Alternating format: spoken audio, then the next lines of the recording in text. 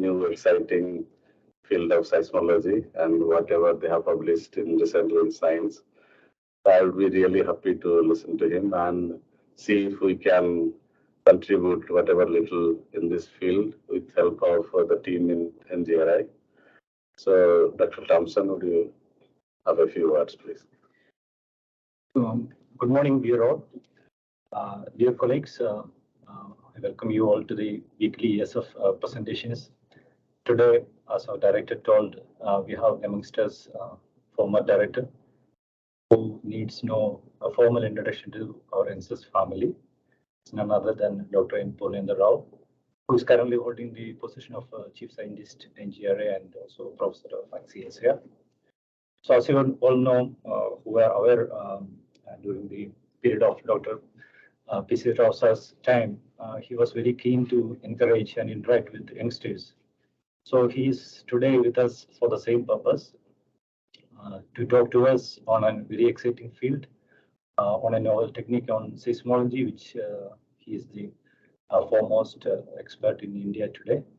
But for the benefit of all the youngsters who have joined later, or many dissertation internship students are also have joined, and there are many who have joined from outside NCESS. For the benefit of them, I'll briefly introduce Dr. Rao to you all. Dr. Rao is a MSc Tech in Geophysics from Osman University, and later he took his PhD from Osman University, and also DSc in Geophysics in the field of seismology from University of Tokyo. He joined in NGRI as a scientist in 1989. Then 2017, he assumed charge of as the director of National Center for Earth Science Studies.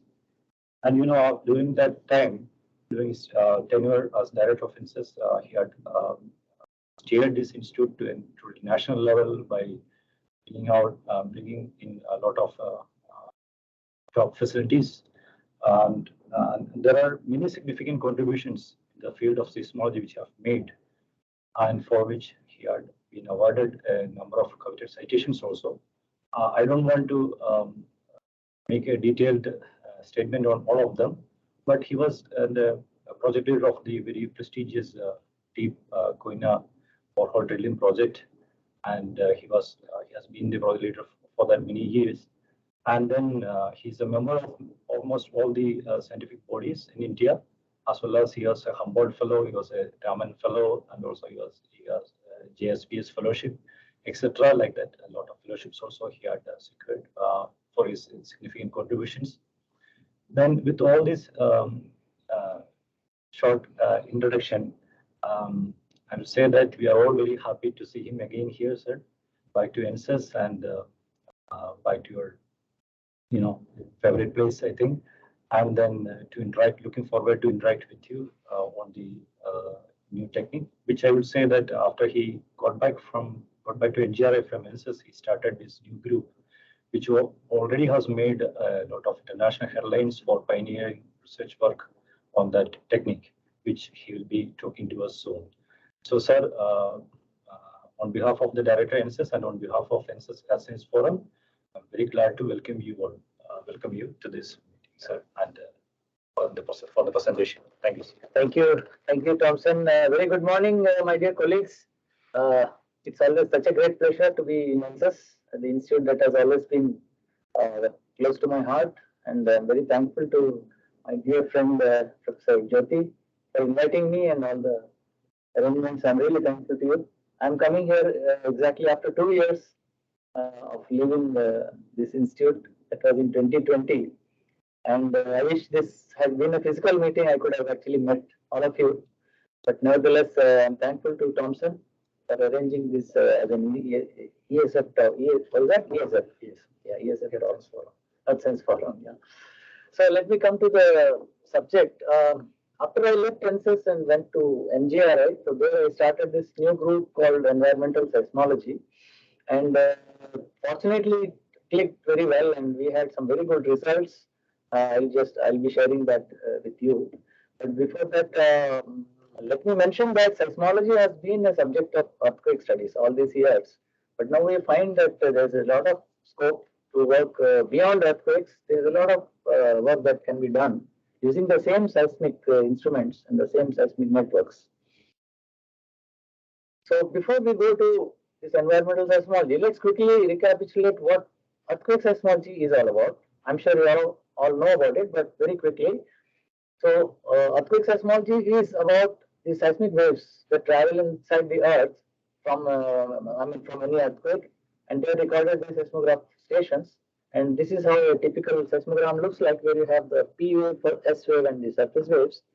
And these are recorded very clearly because earthquakes, especially magnitude 5 and above, get recorded on any seismograph anywhere on the globe. So that's why you get very clear signals.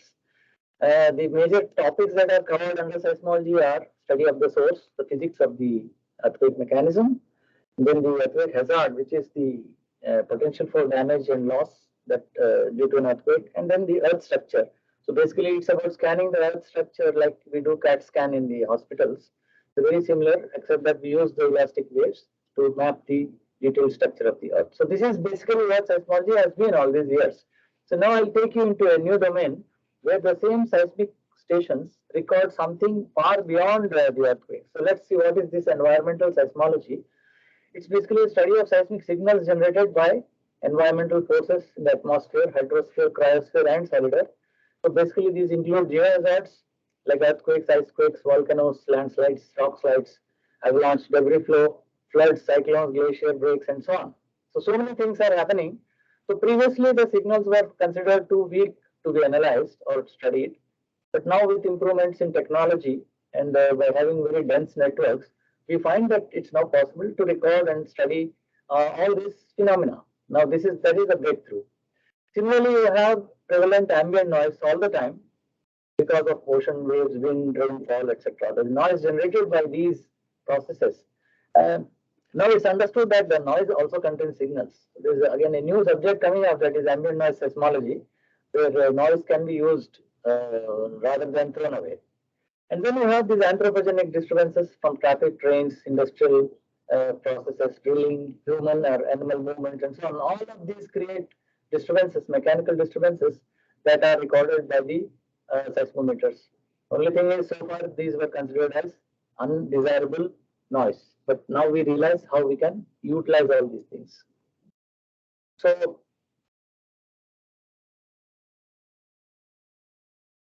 yeah, okay, I think so. Yeah. So these are some of the applications of environmental seismology, so that you can understand what I'm talking about. Apart from analyzing earthquakes, it's now possible to do geohazard monitoring and early warning. So which means we can record things like landslides and floods and so on. And if we have a real-time network where data comes in real time, and since the seismic waves travel very fast, that is of the order of few kilometers per second, so the waves reach much faster than the event itself. For example, if a flood has started somewhere in the Himalayas, it will take some time because the water flow has a finite speed. Whereas the earthquake waves caused, the seismic waves caused by the flood would reach much faster. So if you are smart enough to analyze these signals, you can actually predict what's going to happen in terms of the flood. And then it's possible to monitor glaciers and the breaks. Nowadays this is a major issue because of global warming. Iceberg detachment and sea water, the water level increase, all this is disturbing the climate. So it's very important to see how seismology can help in monitoring glacial disturbances. And then there's a very totally new subject that's coming up, that is modeling the sediment transport. When I read this paper, I just couldn't believe it, that the river flow and the river along with the flow carries the sediments, different pebbles and material of different sizes and grain size. So all that reflects in your seismic record. So you can actually model the entire process sitting in your room just by looking at the seismic records that come in from various stations. And of late, it has been found that seismic signals show changes corresponding to groundwater levels also.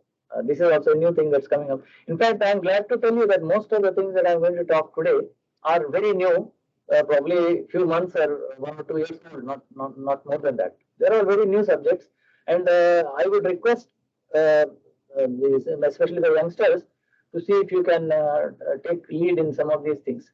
And I will even be talking about a few things where so far nobody has even tried. I mean, these are very, very hot topics. I would like you to look at it in a positive way for future. And then monitoring of volcanic eruptions, I'll show you the example. Now it is become a very success story that you can predict a volcano before it erupts. That's now very easy to do that using environmental seismology. And then monitoring of critical zones. And I'm very glad that during my time, these critical zones were established by NCESS. And we are actually playing a lead role in critical zone studies. So now it's possible to monitor changes in the critical zones using seismic networks, which is again a new thing. Nobody has actually done this. And 4D seismic reservoir modeling. So, for example, if you have oil flow, you can monitor how the flow is taking place and the changes. And then you have studies of soil characterization and site amplification. Then there is something called beamforming, which helps you to identify noise sources. Beamforming is a very wonderful technique. You can even track a cyclone or a tsunami using seismic networks. So even a wave that is traveling in motion, it reflects and you can actually track it.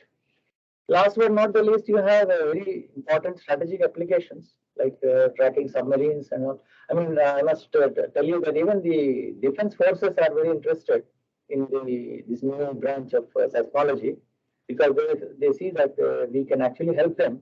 If there is any, for example, from the neighboring country, if there is some submarine approaching our coast, it is possible that we can detect, track, and precisely give the information. So these are some of the several applications that are coming up under this environmental seismology. Towards the end, I'll focus on geohazard monitoring because that's what we are working on right now. So now this has led to various branches of seismology. So we can define ambient noise seismology. I'll talk about it later. And then there is fluvial seismology, which talks about mapping the river flow and sedimentation process. The glacial seismology deals with the iceberg detachment and the ice quakes and the water level, the sea level changes and so on. And there's now a whole new branch of urban seismology where you do seismic monitoring within crowded places, cities and all, using passive sources or what is called non-destructive sources, because you cannot use dynamites or explosives in a very populated area. And then there's something called wildlife seismology. We're using seismic network. You can monitor movements of wild animals like elephants and all that. Actually, this term doesn't exist. I mean, I have coined the term wildlife seismology, but it's found that elephants and some larger animals, their movements can actually be tracked precisely. And last, but that is the most important thing at the moment, is geohazard monitoring. I'll show you examples of some of these things. Ambient noise seismology is not a new subject. I mean, it has been there for a while, but very quickly I'll explain that if earlier we used to depend only on earthquakes as sources, but now you don't need earthquakes. You can treat noise itself as a source. So if you have two stations, then it's like one of them acts like the source and the other acts like the receiver. So if you have 100 stations, then just imagine each station is acting like source as well as receiver. So you have 100 C2 combinations. That is 100 into 99 by 2. Just imagine so many combinations of records you get. And when you do a cross correlation, it has been found that. What's the source? So basically, the source is the noise. Basically, the ambient noise itself is the source, which will generate a signal between the two stations, which represents the structure between them. Okay, so for example, you see here, if you cross correlate long sequences of time series of these two stations, the cross correlation will generate a signal which we call a Green's function, and this function is a representative of the surface wave that would have been generated if one of the stations had been the source and the other had been the receiver. So it's something like generating earthquake data without having earthquakes. So that's a wonderful thing. The advantage is you can place where you like. Earthquakes you cannot place. Earthquakes happen where they like. But our sources we can place wherever we like. So if you have a dense network, the ambient noise seismology can be very, very useful. So this is a very simple mathematics. I will not go into that. So cross correlation of two stations can give very important information between the stations. This is an example from the Indo-Gangetic plains. So you see that if you start just a few days of data, you find this Green's function, and the time offset is proportionate with the distance between the stations. So it's as if the stations are far away, then the time signal also gets shifted. Now you see in the bottom record, the traces are shifting with the distance. So as the distance increases, the arrival time of the Green's function also is shifting. So very similar to earthquake waves. If you're recording an earthquake, this is how it looks like. And these are also dispersive, which means you can apply the surface wave theories of group velocity and phase velocity dispersion, and you can analyze this to obtain the velocity structure of the subsurface. This is the very first study of using ambient noise, which I carried out when I was in California as a Raman fellow. So there, for the first time, we could decipher that the major source of ambient noise in the Indian subcontinent is from the southwest. So this was done using a beamforming technique way back. This is an example from the Koyna region. I think I had to press a little earlier. It's taking time. Yeah. So this is tomography done in Koyna region. So you can see the slices at the depths of 1 kilometer, 2, 3, and 4. As you can see, the first top kilometer is the basaltic layer, and below that you have the granite gneissic basement. So you can see that distinction in the velocity. Are they able to listen? Because here it is muted. Otherwise, by now they would have. And the cursor is not visible. There's a slight time lag, but it's okay. Yeah. All right. So, yeah, now this is a very important development where you use ambient noise changes. So we are not now doing tomography and getting the structure. That's a very complicated thing. But suppose you monitor the cross correlation between two stations on a daily basis, then the cross correlation function ideally should be the same because the structure between the two regions is the same. But suppose there is some water movement or some uplift, then you will find there is a shift in the cross correlation function. So that small shift indicates that there is a change in the subsurface. That, of course, we need to learn how to interpret it, either in terms of movement of water or faulting or upliftment or whatever it is. So this provides a wonderful opportunity to study subsurface changes, and this now is being used for groundwater monitoring. The water levels are going down and up, so that can be monitored with a seismic network. So that's a tremendous application. Sir, so actually, I mean, the way I see it, if you have a constant ambient noise, I can understand. If there are perturbations everywhere, then how do you? Yeah, but you see, noise is random actually. Noise is random, and cross correlation is a very powerful tool which nullifies things which are random. So when you do a cross correlation, what comes up is the systematic part, the consistent systematic. Every random thing is nullified because random signal can never be correlated between two time series. Yes. So that is the beauty of cross correlation. Whatever is common, that emerges. Yes. Okay, now I'll give a few examples, and they are very interesting examples. This is for landslide monitoring. This is an example from, I think, the Swiss Alps. So by daily monitoring of the cross correlation function, you can see in this example that about 5 days before, just 5 days before the occurrence of landslide, there was a tremendous increase in the velocity change. So this is called dV by V, which is basically change in the velocity interpreted from change in your cross correlation function. Okay, the sudden increase in the velocity and then there is a sudden drop. This happened just before the major landslide. So this is a very good example, which was published in 2015. So I mean, this kind of study is not being done in India. In fact, that related to water movement or something? Well, that is the interpretation is a different issue. We need to understand that. But the velocity change is seen. The seismic velocity of the Earth changes when there is any movement or any change. But this is prior to the movement. This is prior, yeah.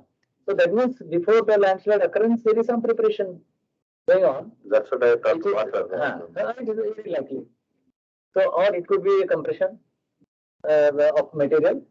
So this kind of thing has not been done in India. In fact, very recently we have set up a network in Arunachal to do a very similar study. In fact, as recently as 1 week back, people are still in the field now. So in Arunachal, we have spotted the most potential landslide zones, and we have put a small network around that area to see if we can see precursory changes prior to occurrence of the landslide. So actually, I was thinking in Western Ghats, in Kerala, so many landslides happen every year, and that's why I requested Professor Jyoti whether NCESS can actually involve, because we already are doing seismology in the Western Ghats, and we have a group here. So I mean, instead of we coming here and setting up stations and all, perhaps we can collaborate to see if such a precursory monitoring can be done. That will be extremely useful if it works out. It will be extremely useful for the public also. Okay, this is a very grand success story of environmental seismology, that is forecasting of volcanic eruptions. I say grand because this is one example where there is a clear movement of material. No, we cannot deny that. When a volcano is erupting, it is actually occupying the place within the host rock, which was earlier not having the magma. Okay, so when a new magmatic material is coming up, obviously velocity change will be very high, the percentage change. So people have found that by putting stations around the volcanic zone and monitoring the velocity changes, you can see drastic. See, for example, you see in this figure. Yeah, see figure C. Cursor is not moving, so but you can see that C, where that red line shows a sudden change in the velocity change. I can come here. No, it's okay. So this kind of change was repeatedly seen prior to volcanic eruption, and this is an example from the La Reunion Island in the Indian Ocean. So it's published in Nature Geoscience. This was done way back. So yeah, now you all know about the GLOF, that is a glacial lake outburst flood, and because of global warming, it has been said that there is going to be more of GLOF events in the Himalaya, and this is a major hazard for all the population that is living along the foothills of Himalaya. So it's going to be a major problem. Last year, on 7th February, we had this major flood in Uttarakhand region, and such events are going to happen more frequently. This is what the latest report says, and this is very important also, not only from the flooding point of view, but this also has a major connection with the climate change and whatever changes that are taking place, because these are all interlinked, as you know. Now, this is a very exciting example as far as I'm concerned, because studying and modeling of river flow along with the sedimentary deposition is a major task, and people spend years on field. They visit the river sites, collect samples, and make measurements on site and so on. And yet, it's not very easy. But here it has been found that the spectrum of the seismogram that records the river flow, it changes depending on the content. In other words, if your river, of course, it also depends on the river width, the height of the water, the speed of the water, the salinity, then the content of the sediment, the quality of the sediment, and so on. And all this is reflected in the spectrum. So it has been shown that you can split the into components.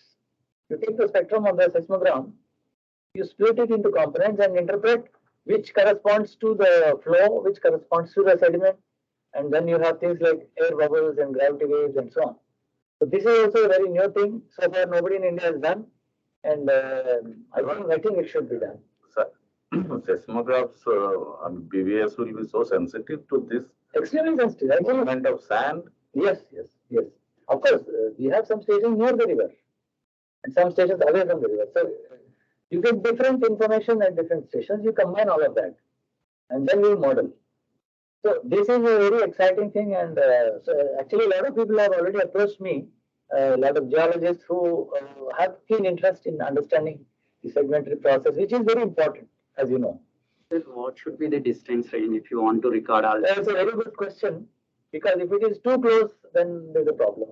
If it's too far, also there's a problem. So usually it's like what we found, about a few tens of meters is ideal, like say 30 meters or 20-30 meters is good. Too far, then the signal will become weak. Too near, again, it becomes kind of noisy. And also the safety of the instrument also is an issue. So when tell you frankly, we are still experimenting.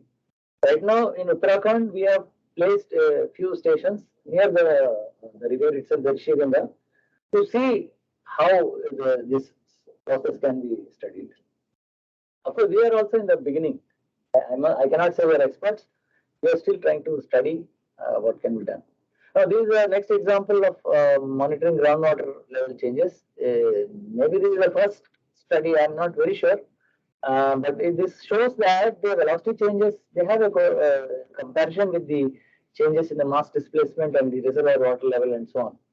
So this is again being studied, how velocity change can be used to explain all these processes that are taking place. Well, I thought they are already using this in Gujarat. Because I heard it talk some time back, because they have the largest network of BBS. Yes, yes. By this seismology. Yeah, but maybe not using the ambient noise. Or something that I'm talking about, because I have not heard of any. What I heard the talk, I don't know whether. I'll check. Maybe I can. During monsoon, this groundwater, and then when it gets out of the aquifers, there is yes, tremors recorded. Okay, now this is another interesting example, which is very surprising actually, because the oil companies spend lakhs of rupees in exploration. I think most of you, especially geophysics people, will be very familiar with what is the reflection seismology, where explosives are used to generate the waves and recorded on seismic sensors put on along profiles. So that gives the subsurface structure. So here I am showing you an example where using the conventional method or using the ambient noise method, you get very similar results. So that has a tremendous potential. But I remember Oil India had approached us, say that in Assam there is a region where you have an Naxalite this problem, and you cannot go there. And they asked us whether we can put seismic stations around that region, so that you don't have to go inside the region, and map the subsurface structure from oil perspective. So such applications are now possible. I'm just giving examples so that you can think about them later. Some of you may be interested. Yeah, this is another very interesting thing, that critical zone, of course, I will not go into details. Most of you know already. NCESS is doing excellent work in this area. But critical zone is an extremely important concept now. The outermost surface of the earth, starting from the bottom of the aquifer to the top of the trees, or what do you call it? Canopy. Canopy, yeah. So this is called the breathing layer of the earth, where rock meets life. I really like this sentence very much. Now, setting up of a seismic network in this area can greatly augment the studies that are going on. Actually, I had a discussion with Professor Mudhushekhar, who is the man who started the first critical zone in India. So he was also very interested to see whether we can do this. So this is another example where. So, but what do you do there? So basically, critical zone, they monitor every physical parameter, 24/7. Correct. Okay. So whether it is oil moisture, or whether it is water level change, or the temperature, whatever, all these parameters round the clock they monitor. And what I am suggesting is that seismic wave velocity change will correlate with all these changes, at least most of these changes. So whether deploying seismic stations can actually help in studying or in doing this critical zone study. Maybe in future they can replace many of the observations that are being done. I don't know. We still have to try this. This is something which has not been done. In fact, not been done anywhere in the world. Not only India, it has not been done. Okay, my next example is about how you can use a distributed acoustic sensing using fiber optic cable. Now it has been found that you don't need to put seismometers actually. If you lay these fiber optic cables, then this backscattered light recorded at each point actually gives a record of the ambient noise, which I showed in the previous examples. So you can you can tap signal from any point, and that is your seismometer actually. This is unbelievable, but it is true. And there are papers which show how you can map the structure by using optical fiber cables. But I don't know why in India nobody is doing this. At least I have not heard anyone having tried this method. Yeah, now this is a very interesting example that the movement of elephants, which usually is in the low frequency range, and it's much above the basic background noise. So it's possible if you have a network around a zoo or a forest area, you can actually track how an elephant is moving or where it is going. And this has a lot of important applications. I mean, people studying wildlife, they will be able to tell you how useful this can be. So far, only one study was done using GPS tied to as a collar to the elephant, so that its movement is tracked. But that has a lot of problems, especially the health of the elephant gets affected because of these mobile signals. So there's only one study reported in South Africa as to how elephants can be monitored, and you can avoid their straying into the civil areas. Like, you know, a lot of elephants come onto the railway tracks, leading to accidents. So these sort of things can be addressed.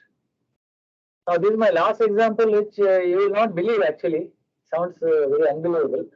But it has been found that the sound made by whales in the ocean are actually excellent sources which can be used to image the subsurface of this the oceanic area. So what you are actually doing, using ocean bottom seismographs, and either use explosives or earthquakes. Now it is found that the whales, the sound that they make are very suitable to map the shallow subsurface structure. So this is also open, nobody has done. Even in the world, there is only one study reported. So anybody wants to grab this opportunity should immediately do that. I'm sure MIS will be glad to support this program. But we need whales first. That's another issue, how you identify the presence of whales and locate them. You have to also locate the whales using the same seismic network. Okay, so I've completed the examples. I'm sure you must have felt excited to see so much of possibility for applications in environmental seismology. So now I come to my major topic, that is the geohazards. Now you must be wondering why suddenly we are talking of so many geohazards and not just earthquakes. The reason is that the signal as well as the spectrum corresponding to each hazard looks different. Okay, now you see in this picture the rockfall, then you have the earthquake, then you have the landslide debris flow, and then you have the sediment transport. So they all have a distinct character.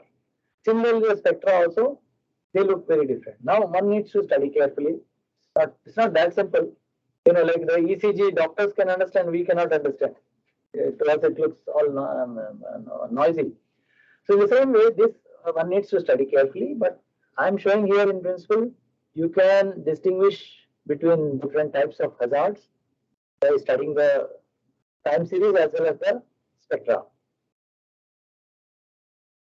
And this table shows that the frequency range also is different, whether it is a snow avalanche or a debris flow or whatever it is. They have distinct frequency ranges. So if you are smart enough and if you are good at signal processing, then it can easily be done.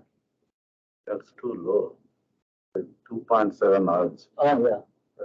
You have all ranges you have. Okay, now let me come to the problem that we are working on. This is a landslide hazard map of Himalaya. As you can see, it's infested with landslides almost everywhere. And also, these are the glacial lakes. And this is a very recent paper, 2022, this year. And so many glacial lakes are there. Of course, all of them may not be hazardous, but with global warming on the rise, the chances of glacial lakes melting and creating a glob has now become very high. So you can have a glob, which is basically a flood. It can happen anywhere in the Himalayas, and we need to be prepared for that. So monitoring with seismic networks, I think, is the best solution. You see, we are already approached by several people to give projects because they now realize these problems can be solved with seismology. So we have the Ministry of Power, which wants to fund us. Then we have the Ministry of Defense, the DRDO, they want to fund us. So right now we are busy preparing various proposals that we have also submitted to GST. MOU we have not yet approached. So maybe that we can discuss later. Yeah. So now this is very important to understand why it's not so simple. Whatever I have spoken theoretically is fine, but in practice, why it is difficult. The problem is, every time you have a flood there is a different reason. It's not the same simple mechanism. Like I'll show you an example. Kedarnath flood was due to heavy rain and snow melt. Whereas the Seti flood in Nepal, it was due to a rockfall. And then you have Bhote Koshi, which was due to a glof. And then this one, Melamchi in 2021, was a complex chain of various events. So it's a cascade of hazards. So that's why it is difficult. Now, in the seismogram, if you can separate out these components and analyze in a proper fashion, then perhaps it is possible to understand even the very complex cascade phenomena. So now I come to the example of this Dauli Ganga disaster of last year, 7th February.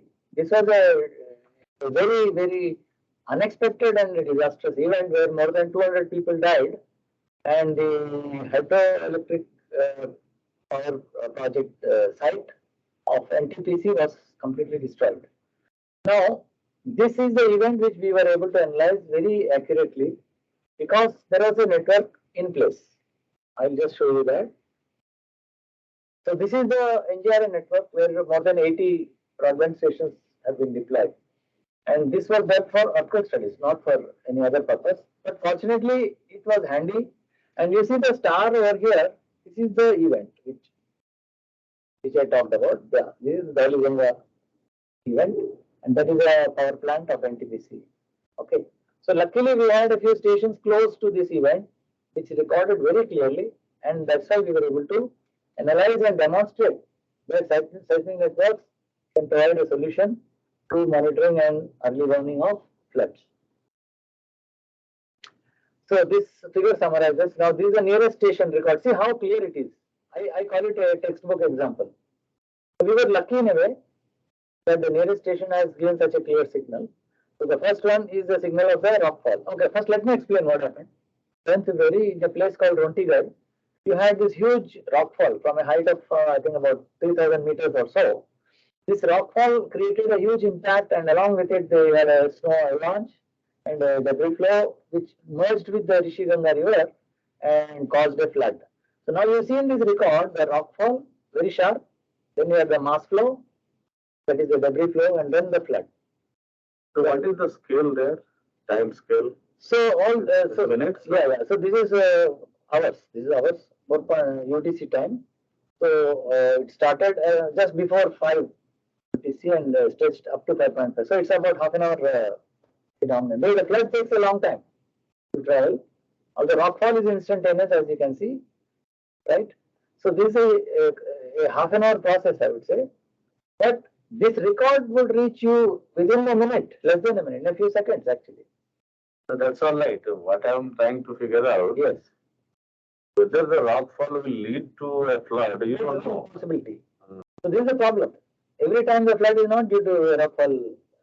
So in this case, the rockfall has triggered an avalanche. The snow melted and joined the Rishi Ganga river and flooded the river, along with it carrying the debris. So this is a complex phenomenon. There are 3 types of processes involved. But anyway, we have some kind of warning. So, no, but every time the process can be different. Like in Arunachal, you find a lot of floods, which are purely rain because of precipitation. Heavy rains and then you have floods. So there is no rockfall or debris flow, mass flow or anything like that. So this is the thing. Every time it's not the same. We need to study a lot of. So now what we are doing is we are going in the past seismic records we are analyzing to understand the previous floods, how they occurred and how they got recorded. It's a long thing, long process. So how many network stations data were used?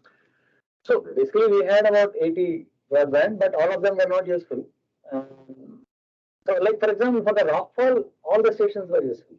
The rockfall is like earthquake, very sharp signal. In fact, I'll show you it was recorded even in Islamabad. Even in a neighboring country, it was recorded. But flood has a weak signal because it's not impactful or impulsive. The flood cannot be recorded far away. Okay. So anyway, so this is what happened, and the flooding went up to Joshimath and even into the Alaknanda river, and we could record the flooding process. Yeah, so this is to show you that even the source modeling we are able to do. That means, like for earthquake, you do what is called the moment tensor solution. So a very similar thing can be done, but it's slightly different. It's called single force moment tensor. Because for earthquake, what we do is called a double couple modeling. There's a slight difference. But you can see waveform matching over here, and this is a solution that this is for the rockfall, impact of the rockfall, and this is for the detachment.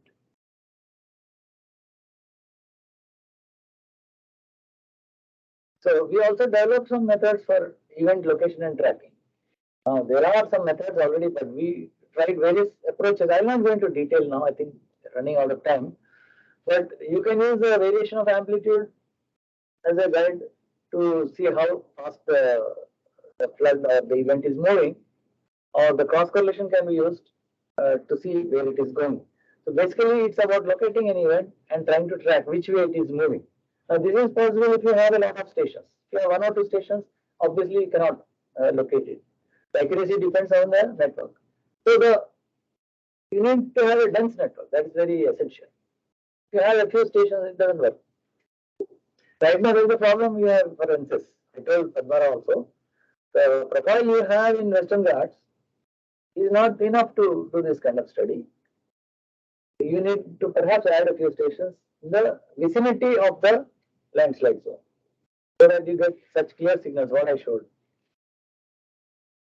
Okay, now very quickly you can see that there are three processes in this: rock slide, debris flow, and flood. Now, it's very interesting to see that rock slide was recorded almost in Kathmandu, Islamabad, and Kabul. Such a strong signal, and you can see the signal to noise ratio here. So what we have done is the background noise level you see below in red and blue. So red is daytime and blue is nighttime. So if event happens in daytime, then the background noise will be higher, and our prediction will be weaker.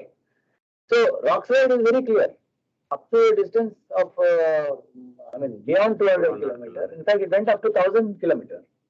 We could record. But the next one, which is the mass flow, is restricted to about 200 kilometers. Beyond that, it merges with the background noise. And flood phase, not more than 100 kilometers. So, like that, each signal has a different level of sensitivity. Will it not depend on the terrain? Yeah, all these parameters will play. It will also depend on the bulk of the water flow, the width of the river, the slope. So many parameters will depend. This is for this case. I am showing for this event, last year's event. Anyway, these are the major findings of the study, which say that the NGRI network would have been sufficient for early warning of the 7th February event, up to 30 minutes at Joshimath, 10 minutes at Tapovan, and a few minutes for Rishiganga in general. So the study suggests that an early warning based on regional seismic networks is very much possible. In fact, this much of convincing demonstration is being done for the first time in the world, not in India. This is even if you compare with one or two studies that were done in the past, they were not that convincing. So here the SNR we have shown on the right side, what you saw here, is so convincing. That's why it got published in Science. And in fact, we published two papers. This is the first one, which came as a letter in Science, where we reported our findings, and then they themselves asked us to submit a full paper. This was published in April. So actually, we were lucky because February the event happened. In March we analyzed, and in April we could publish it. And the next paper we published in October. This is a full paper in Science. And of course, we collaborated with the German team from JFZ. So they already have some experience in this kind of studies. So I'm very glad that we could reach to science level. But now I'm very keen that this kind of things more people should start doing. And that's precisely why I'm here. I think NCESS should also involve in this type of studies. In fact, the editor found it worthwhile to make a comment on the paper. So what you're seeing here is not the abstract. Editorial comment. It's the editor's comment, yeah. So these are the instruments I just thought I'll share. The broadband sensor we are already aware. We are now finding that even the infrasonic sensors are useful in this kind of studies.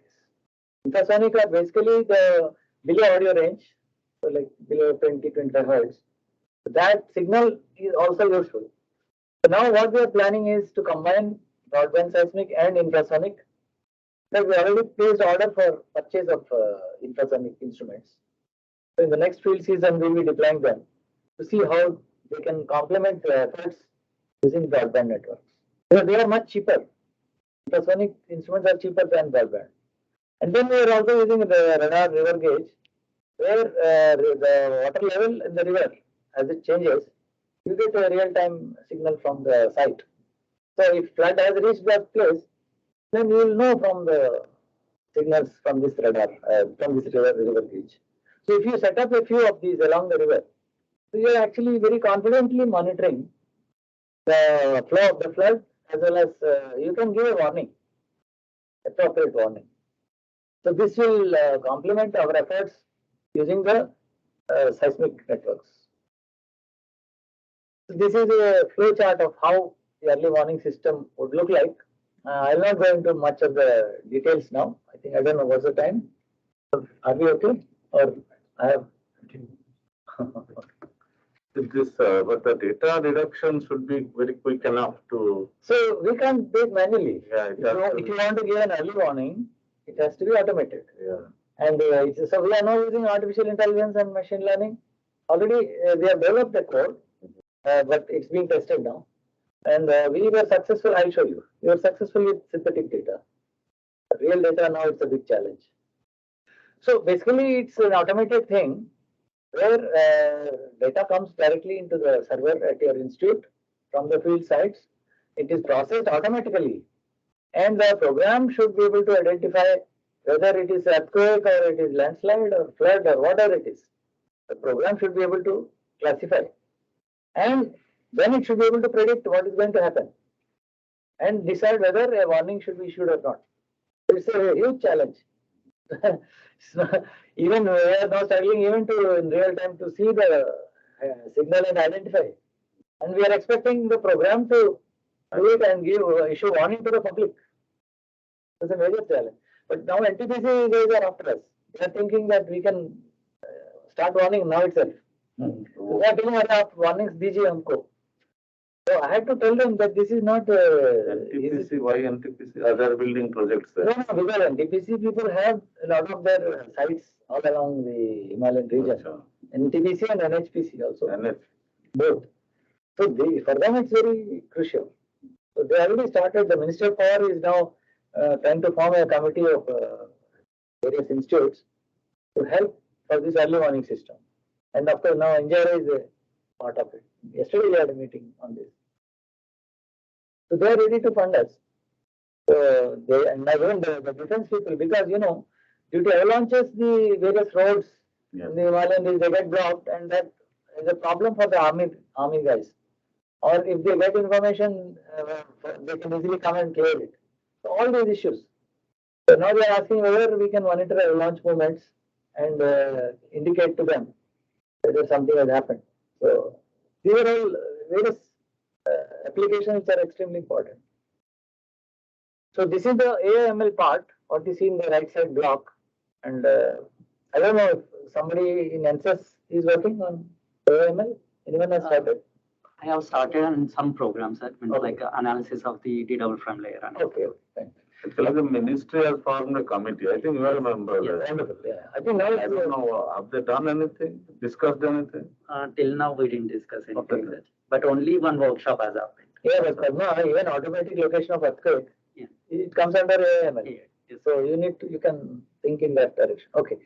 So yeah. So now basically this AIML code, what it does is it has a code that detects what is the noise level, how does a landslide look like, how does a seismic event look like. So we need to feed a lot of data to the system so that it becomes intelligent, and in any record that comes, it should be able to identify. I mean, it's not an easy thing at all. And there's something called feature extraction using a method, this Wiener will distribution method, that helps you to extract the features and classify them. That's the first step. So classification, if it is done correctly, then you can give a reliable early warning. So anyway, these are details I will not go into, but we are now using this bootstrap technique to test the classification, how good it is. So this involves what is called deep learning for seismic classification based on past data. So the more data you have, the better it is. See, for example, if you show a picture of a cat to an artificial intelligence program, then it will identify only if the next picture is exactly like that or very similar. Suppose you have a different breed of cat, then it will not be able to recognize. But suppose you feed all the breeds that exist on the planet to the machine, then no matter which cat you show, in which angle you show, then it will be able to identify. But in that case, you have to reanalyze all the existing data. That is one thing, and second thing is you have to feed that information. See, landslide looks like this, and different types of, see, it's not the same every time. So how landslide signal looks in different scenarios, that we have to understand, and then we have to feed to the machine. So it becomes intelligent, and over a period of time, it learns how to classify and give us the warning. That is the thing. So we have already developed the code and we are testing it for synthetic data. So this is a slide which shows the convergence after a few iterations. I mean, for synthetic data, we are getting 100% success. Is that the name you gave? No, that exists. Actually, I am myself learning this subject. I'm not an expert, but AI/ML, I have some young people who are able to do a good job. So we are yet to work on real data. The real challenge is only with synthetic data. So this is my team, and most of them are very young people, but I'm very happy they're doing a very good job. We also have 3 PhD students.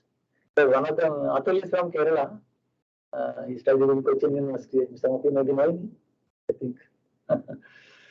So yeah, this is a small team, but they are doing a wonderful job. Right now we are working in Uttarakhand as well as in Arunachal, 2 areas.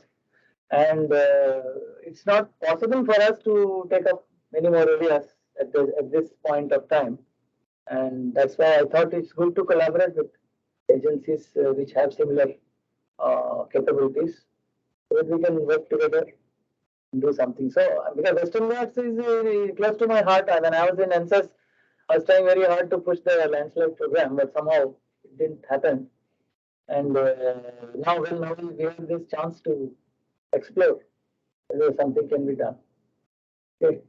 So I think I have done with this. I really thank you all for your patient listening. I hope I won't exceed the time limit. Okay. I'll be very happy to take any questions, either online or offline. The minimum how many stations are required to Speak loudly so that everyone can hear. minimum how many stations are required to detect the landslides and then floods? So it's not a fixed number kind of thing, and we are also still experimenting. So I can't give a concrete answer. But from what I have seen from literature, is that if you have a site which has a very high probability of landslide, let us say every year, if you look at the past data, you will know. If you look at the landslide catalog, let us say Wayanad. If you look at the catalog of Wayanad, you will know which area repeatedly there had history. So that area you need to surround with at least half a dozen stations minimum. And the idea is that the baseline connecting 2 stations should cross the landslide area. Otherwise, you will miss any velocity change happening at that place because of landslide. You will miss. So locating stations precisely is very important. This exercise we just done in Arunachal. They almost complete now. They are putting the instruments. Site selection was a challenge, because where you want to put, you may not find a suitable area. You have to find a house or a place where you have electricity. To put a seismometer, you need all those things. So right now, my people are in the field. Every day we discuss. Arunachal is very remote. Yeah, but this particular area what we chose is in the inhabited area, so it's not a big issue. Next we will try in Uttarakhand also, something like this. Yeah. Whatever topography, sir. It happens from beneath. Yeah. The topography, it happens at different heights. Yeah. Landslide. can we monitor that is a problem? Because BBS will be in and around, we will be placing at different height level. Yeah, that's true. No, but the heights on the surface, they are very small compared to the depths that earthquakes we deal with. So that's not a major issue. But one thing I forgot to mention, I just told about seismic monitoring.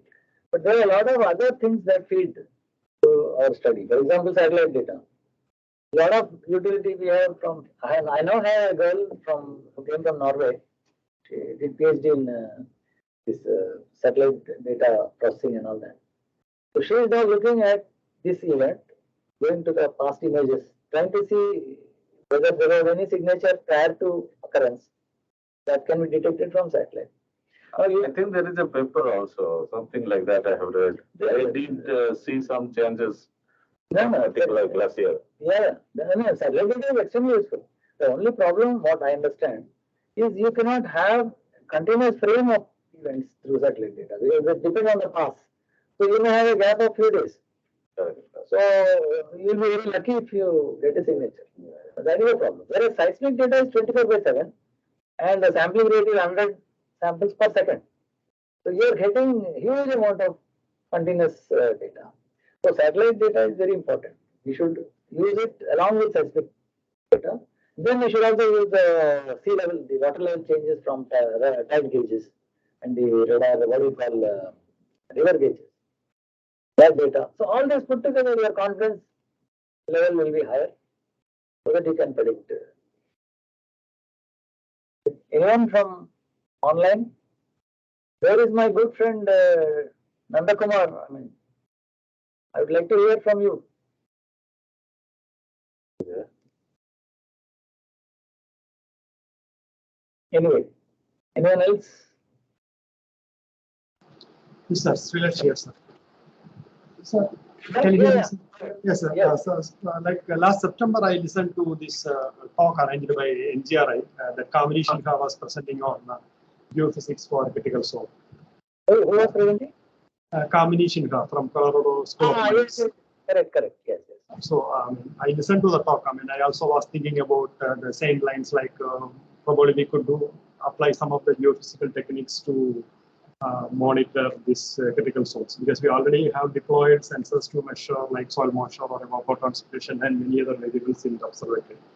Yes. So currently I don't have somebody who could help me with geophysics, like a team or something. So probably I could take your help to Sure. do some things. Yeah. In fact, it is Kamini Singh who told me that application of seismic environmental technology to critical zone has not been done. Until then, I think somebody would have done it. A lot of things are not done. We feel surprised why nobody has thought of it. But I'm trying to figure out what it will give you there. See, basically, critical zone monitoring is for all the physical parameters. Now, we are trying to see whether the seismic changes, velocity changes, they would tally with your density changes, your moisture, soil moisture, your water level, all this should be reflected in the seismic record. This is what we feel, again to be tested, but it offers an alternative. But there is no event there. No. Environmental parameters you are measuring. We are measuring parameters. Okay. No, so we are measuring the seismic noise. correct. And as I mentioned, the cross correlation of seismic noise will give you changes, velocity changes in the subsurface, shallow surface. If it has happened because of an event. No. Not that. No. Suppose there is a water level change. That will reflect in the seismic record. So we need, this is a new thing. That was now study and do.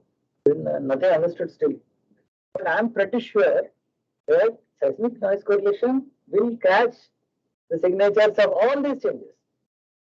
What we call soil moisture change, water level changes, temperature changes, humidity, all this has an impact on the seismic signal generated. That has been proved. Now, can we use this knowledge to monitor a critical zone and provide an alternative? That's what I'm asking. See, just like river flow, we could split the sediment part, flow part, and the other things. Yeah, I understand. There is process involved. Yeah, of course. Here, I mean, this is a new thing. I also don't know what to expect. Only after we do it, I'm sure we'll find some very exciting possibility. See, like volcanic eruptions has been well established. The people have done it repeatedly. But that also they did long time back, but I don't know whether they used this kind of principle or some other principle. No, they use the same MNS correlation principle. Because whenever the magma chamber gets filled or gets evacuated, you have tremors. Yeah, I mean, there may be other ways of looking at it, but seismic signature definitely shows the volcano is rising. The magma is coming up, can be definitely recorded. Yes. There's no doubt. So, but this study, what I'm talking about, what Srilash is asking, is yet to be tested. We don't know. It's just a hunch that MMS can detect all these changes. Okay.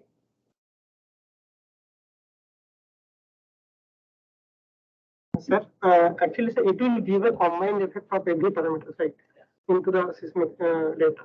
So, how is it possible to separate out each contribution? See, each contribution has a different frequency characteristic. Okay, so that we have to understand first. And when you do a spectrum of the time series, so in the spectral domain, we need, of course, we should have advanced knowledge about what frequencies you expect each process to have. Then you do a kind of splitting in the frequency domain. You try to extract this frequency region, you extract, separate out. So you split the spectrum into various components. Okay, it's something like a principal component analysis, where you separate out and then you measure which one is more and which one is less and so on. So that is the way. See, I'll just give an example. Suppose you are recording a seismic wave, earthquake wave or whatever. Then suddenly a car is going by. Okay. Now this car will have a very high frequency sound compared to the earthquake wave.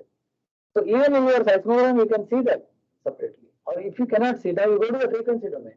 Then you will find that apart from the seismic spectrum, at some frequency there will be a peak. And you know that corresponds to the car. Because the car going past your instrument is a high frequency sound. Whereas earthquake wave coming from distance is a low frequency. In the spectrum, you can very clearly see and separate it.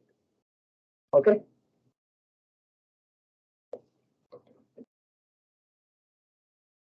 Of course, many of these things are not fully understood. As I said in the beginning, these are very new topics. So as we do, we may learn very different things. I call it, you have a tool, you have to employ it in order to know where it can be applied. Yes. And I think not only NGRI, but many institutes should now get into this kind of study. This is, I think, for the next 10 years is going to be dominant. And people should quickly come up and do it. It's not a good idea for a small group of people to be doing it. That's what I mean. So many topics are there, you've seen, no? So we need more and more people to come into this. Okay, sir. Okay. Yeah. Okay, sir. If there are no more questions, let's conclude. And I request Dr. Padma to make a short vote of thanks. Because that, may I just say that I'm here in the afternoon also. So I mean, I'll be very happy to meet some of my good friends in NCESS. I mean, I'm available. That's what I'm saying. Maybe until evening, I'll probably come and meet some of you. Okay. So see you all. Good afternoon, everyone. It's my great pleasure to propose a vote of thanks.